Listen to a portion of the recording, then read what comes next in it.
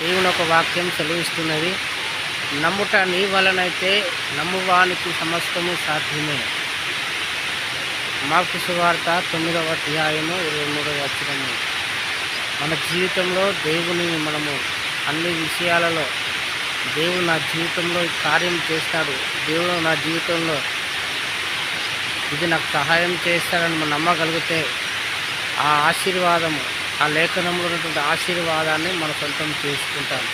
మన జీవితంలో నమ్మగలిగితే ఈ కార్యం దేవుడు జరిగిస్తాడు, నా జీవితంలో నాకు నెమ్మదిని ఇస్తాడు, నా జీవితంలో నా కుటుంబంలో నా అవసరతలు తీరుస్తాడు, నా జీవితంలో నా పిల్లలను ఒక ఉన్నతమైన స్థాయిలోనికి దేవుడు తీసుకెళ్తాడని మన ఒక నమ్మకంతో మన దేవుని సన్నిధిలో ప్రార్థన చేస్తే దేవుడు మన జీవితంలో జరగలేనటువంటి కార్యాలు, ఇది జరగదు, ఇది నేను మా జీవితంలో నేను చూడలేను అనుకునేటువంటి కార్యాన్ని దేవుడు మన జీవితంలో జరిగించేవాడే ఉన్నాడు. కారణం మనం నమ్మగలిగితే, మన జీవితంలో మనము విశ్వసించగలిగితే, మన జీవితంలో మనము దేవుడి మీద మనం ఆనుకోగలిగితే అనేకమైన కార్యాలు దేవుడు మన జీవితంలో జరిగిస్తాడు.